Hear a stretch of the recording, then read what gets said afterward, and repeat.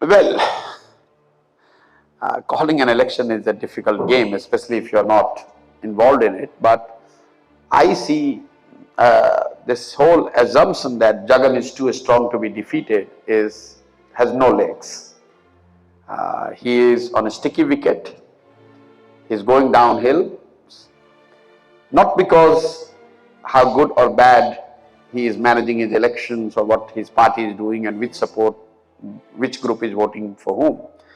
It's simply the function of how he has ran the state.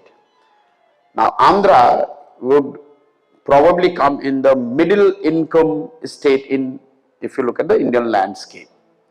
And his government has not necessarily, his priorities, even in his own word, has been more about giving the doles, direct benefit transfer, even if at the cost of taking a lot of additional debt. So in a middle income state like Andhra, if you are not talking about capital, the new infrastructure, new capital creation, you are talking about only distribution side, you are running a big strategic, you are taking a big strategic risk. This might work in a low income state. But in Andhra, I don't think, where urbanization is more than 50%, people want to reward a government which survives or whose existence is only seen in terms of the free benefit you are giving to the masses. Because 50% people anyway are not even eligible for it. So you are alienating 50% people, you are not even reaching out to them. So somebody told me that he is trying to make these elections a class battle. Have-nots and haves. But again, you can make a class battle in Bihar, Jharkhand. You can't make it in Telangana. You can't make it in Tamil Nadu. It's very difficult. And even if you have to make a class battle, it can't be based on the DBT, because the younger audience, the younger part of the population, those who are educated, they are looking for job. They are not looking for 1,000 rupees benefit. They are looking for more factories. They are looking for better roads. They are looking for better medical and educational facilities. So if I am an Andhraite sitting in Vijayawada, would I take pride that Vijayawada is or Vizag is coming up as the future city? I will feel inferior to my counterpart in, say, Bangalore or Hyderabad or Chennai or Kochi. And therefore, it's not very difficult to make a prediction that it's very difficult for him to make a comeback. I also want to give another data. In southern state, because of this region, no politician has gone on to win 3 consecutive elections. Nobody has been chief minister more than 10 years consecutive.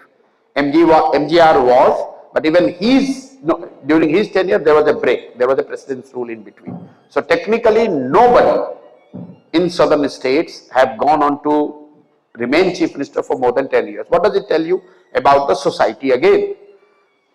Again, middle income states, society is, they are looking for those, but they are aspirational on relative basis.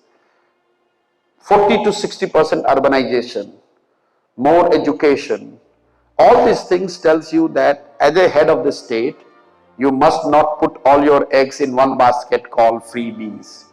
And Jagan has made a mistake, and I think he would find it very, very difficult to make a comeback now.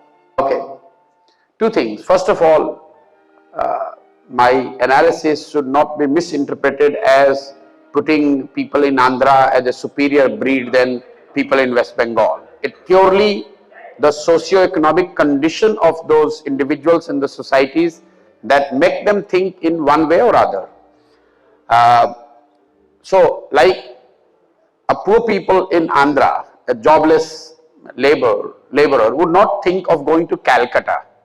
He would rather like to come to Hyderabad, while a poor person with a similar pedigree, similar income from Calcutta or neighboring place of Calcutta might like to come to Vizag and work. So that, please do not make it a racial or a, yes, that's not what it is. You said whether TDP has it or not, I don't know.